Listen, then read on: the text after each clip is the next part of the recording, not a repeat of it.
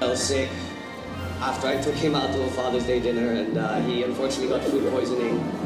So he wasn't able to make it this morning. So I'm here to pretty much recite his speech on his behalf. So once again, apologies for his absence, and I hope that I do his speech justice. To the students of Polytechnic University of the Philippines in attendance this morning, to the organizers of the symposium, especially the Center of Peace and Poverty Alleviation Studies, and the Department of History, to the administrators, teaching staff, and other personnel and employees of the university, magandang umaga po sa inyong lahat.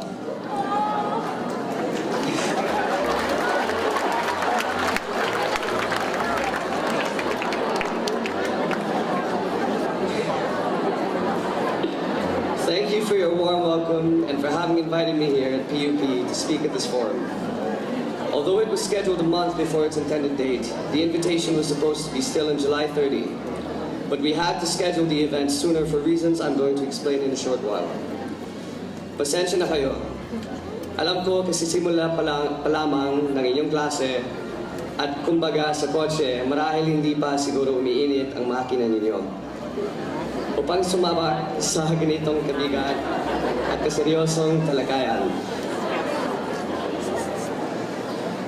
Pasensya na at yung Tagalog ko medyo okay lang.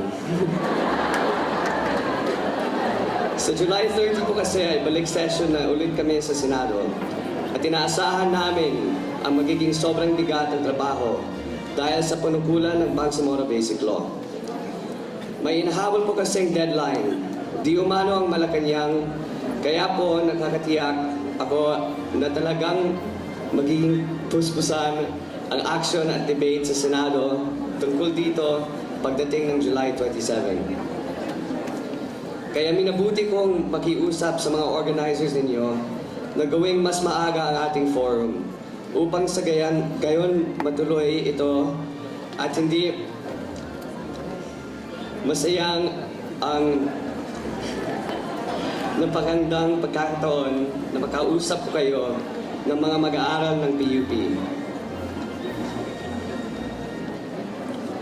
Alam niyo, sa mga nakalipas na buwan, napakarami ko nang nakausap ng mga kababayan nating tungkol dito sa BBL. Umabot pa ako sa ilang mga bayan sa Mindanao. Nakausap ko ang mga taga roon, ang MILF, pati ang MNLF, ang mga opisyal ng lokal na pamahalaan at mga ahensya ng gobyerno, mga indigenous peoples, mga sultan at mga datu, at mula sa iba't ibang sektor ng lipunan. Sabi ko, sa dami ng aking mga nakausap, hindi ko pa nakakapanayam ang mga kabataan at mga mag-aaral. Kapag ito ay hindi ko gagawin, napakalaking pagkukulang nito. Dahil ang kabataan ang siyang kinakabukasan ng ating bayan at ang siyang pangunahing makikinabang sa anumang ginagawa namin ng mga ito. Sorry, naninervyos din ako eh.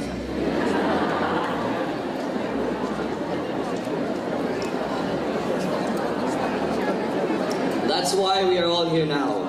Thus, I beg your indulgence and patience in what I consider to be a very important dialogue with a young, yet important sector of our society assembled here this morning. And to get on with our discussion for today, you requested me to share with you my reflections on the Bangsamoro Basic Law Bill, post-Mama Sapano incident.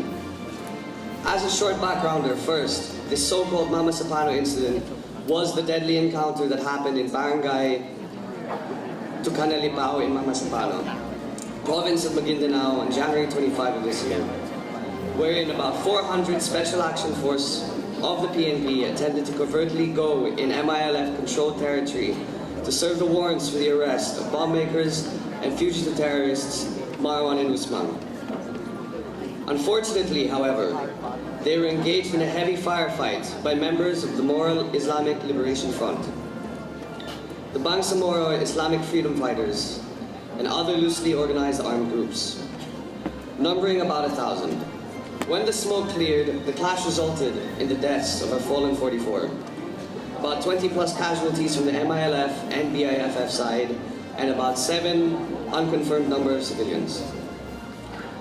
The tragic Mamasapano encounter occurred 4 months after the BBL was filed in Congress. And while deliberations of the bill were already underway, and naturally, because of the public alarm and outrage that was triggered by the event, the BBL hearings were temporarily suspended to make way for official investigations of this encounter, including those separately conducted by the Senate and the House of Representatives. The investigations opened a Pandora's box of important issues which not only involved our national security, law enforcement and coordination between our police and the military, it also greatly impacted on the entire BBL itself. Almost in an instant, tremendous public uproar about the BBL erupted. This was primarily because of the IMLF, which is a group that was prominently involved in the Mamasapano encounter, happened to be the sole exclusive negotiator of the peace agreement with the government of the Philippines. The peace agreement with the MILF ultimately yielded what is now the bill on the Bangsamoro Basic Law. Of course, the issue of trust cropped up. Paano magpakitiwalaan ang MILF sa kapayapaan sa Muslim Mindanao? Akala ko ba hangad ng mga pag-uusap ay kapayapaan? Kung ating tatandaan, gusto lang naman ng PNP SAF na magaya ng arrest ng warrants laban sa mga tinaguriang high-value targets. Tapos, lumabas pa na ang mga wanted terrorists na ito ay nagtatago at kinukupkup sa mga lugar ng kontrolado ng MILF. Bukod pa rito, kinuha pa ng MILF ang mga armas at kagamitan ng ating mga PNP SAF.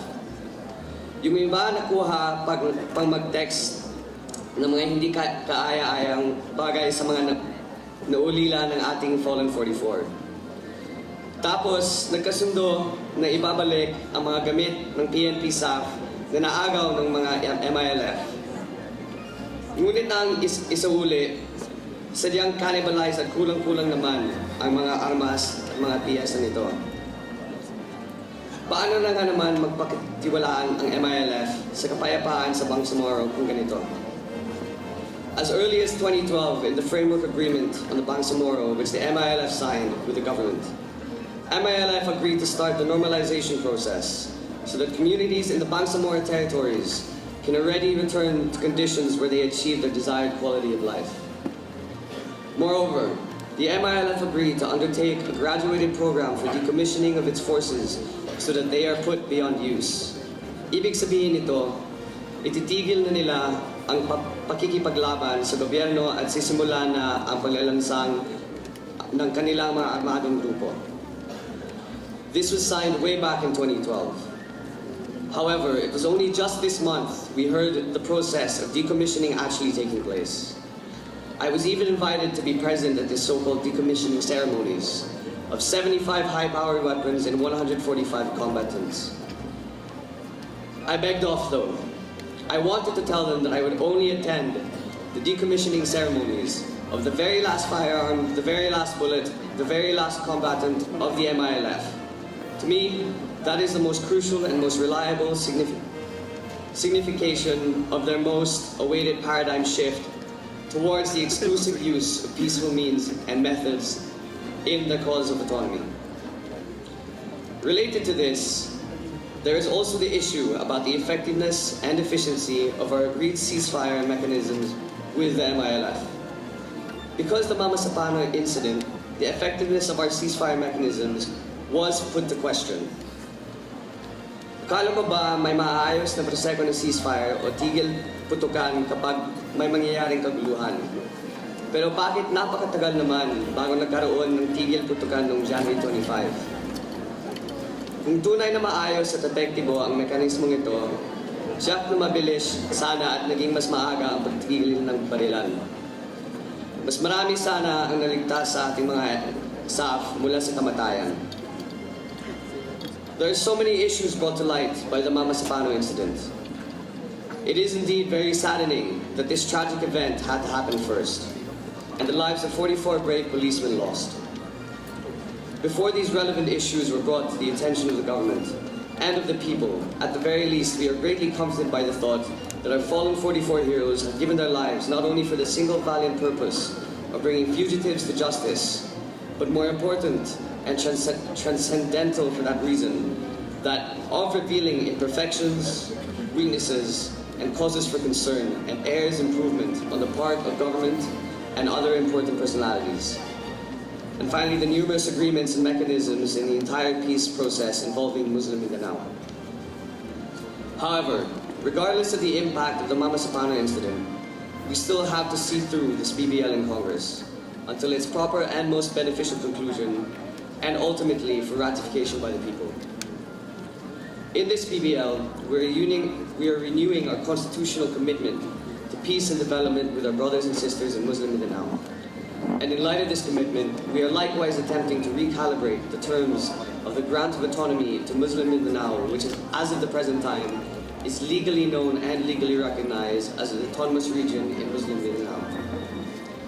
Of course, we are doing this all in the context of and within the framework of our constitutional democracy. The form of government that is ordained and authorized by our 1987 Constitution is a unitary, presidential, republican, and constitutional form of government. On the national level, we have the executive, legislative, and judicial branches. Then on the local level, we have what are called the territorial and political subdivisions of our country, or our local government units like your very own city of Manila. Under the Constitution, our local government units are allowed to enjoy local autonomy, which is in the nature of administrative autonomy or decentralization of administration. They have certain powers allowed under Constitution and further enfleshed under the local government code, and are under the general supervision of the President. But then, our Constitution, which also recognizes what are known as autonomous regions, which are an aggregation of local government units, which share a common and distinctive historical cultural heritage. The only two autonomous regions authorized by the Constitution are the Cordillera region and Muslim Mindanao. These autonomous regions are special in that under the Constitution they have extensive powers which are not otherwise possessed by ordinary local government units. Based on an enabling law to be enacted by Congress, these extensive powers of the autonomous region would be exercised by the regional government, which would have its own special executive, legislative, and judicial branches. According to the Supreme Court, the autonomy they enjoy is political autonomy, and not merely administrative autonomy. However, notwithstanding the political autonomy, these autonomous regions are very much still part of and are never intended to be separate from the Philippine state. In fact, the Constitution mandates that they shall be within the framework of this Constitution and the national sovereignty as well as territorial integrity of the Republic of the Philippines. Moreover, like ordinary local government units, they are also subject to the general supervision of the President of the Republic. Now, as of this time, only the autonomous region in Muslim Mindanao have been organized. Yung sa Cordilleras, hindi pa. The Cordillera region has not yet been officially organized as an autonomous region, despite 2 attempts by Congress in the past 2 decades. But I am aware that efforts are being made now in the Cordilleras to undertake its 3rd attempt at autonomy, perhaps inspired and buoyed by the whole BBL saga. So again, what we have now is the autonomous region in Muslim Mindanao, or the Aram, under Republic Act number 9054. However, in September last year, Malacanang sent to Congress the draft of a bill entitled Bangsamoro Basic Law, which, as its full title conveyed, sought to abolish the Aram and repeal the existing law, which is RA 9054. In groping to understand the reason behind all this, we go back to what the President had said a few years ago, that the Aram was a failed experiment. Yes, our President said that. Pero ang malaking problema ay lumabas sa aming mga pagdinig sa Senado na marami pala sa probisyon ng BBL ang labag sa ating saligang batas. Okay ba? Kaya ang aking ginawa ay minabuti kong humingi ng isang pauna at pamanggang lecture o sermon mula sa aming dalubhasa sa Senado at sa Ligang Batas na si Senador Miriam Santiago. Ang ginawa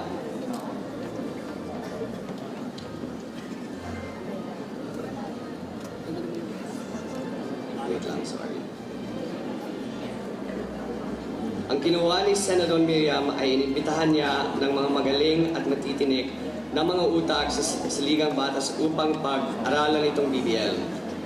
At kung ito na nga ba ay naayon sa ating Saligang Batas. Sa kasawiang palad, ipinagtibay ng report ni Senador Miriam ang aming mga nangunang hinala. Labag talaga sa konstitusyon ng BBL.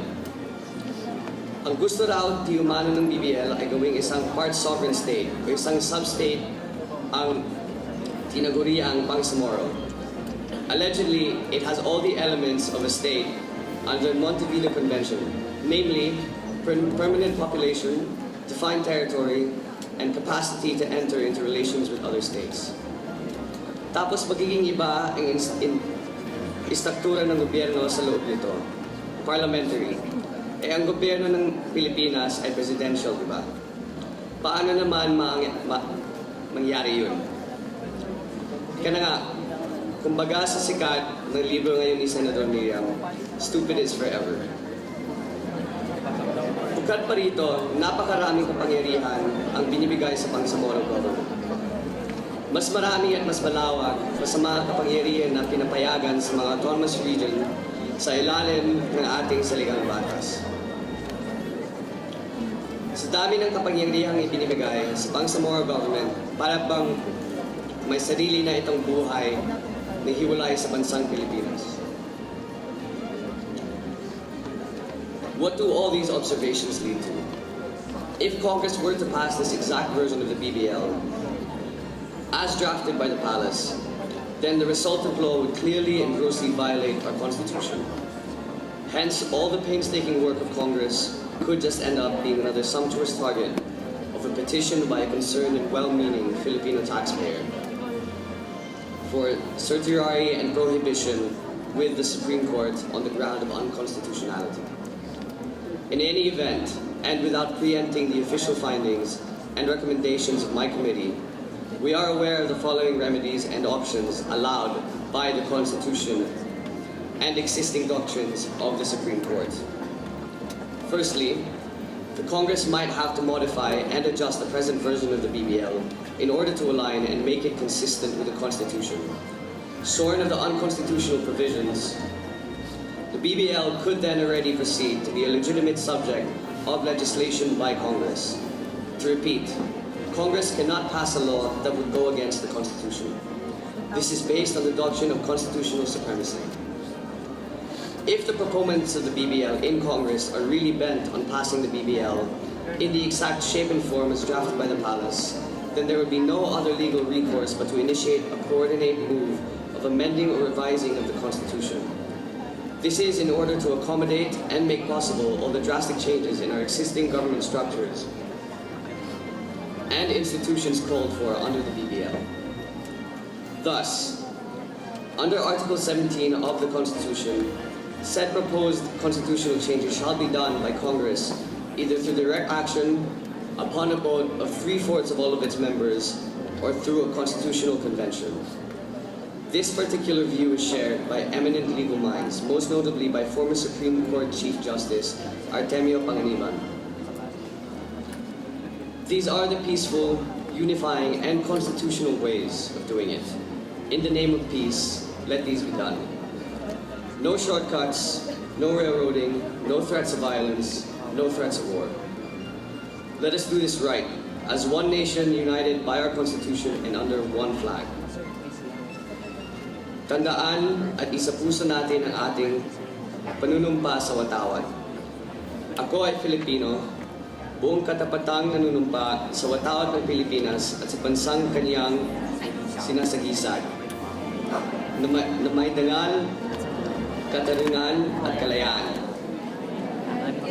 On my part, I assure our youth and our posterity that as elected representative of the Filipino people, entrusted with the life and the future of the future of our nation, your humble public servant will continue the valiant struggles of our patriots by ensuring that the sovereignty and territorial integrity of our country are kept intact and respected by all, and our people united by a common aspiration for genuine and lasting peace, order, justice and development, not only in Mindanao but in our entire country as well. Let me end on that note, my dear students. Thank you for your time and attention.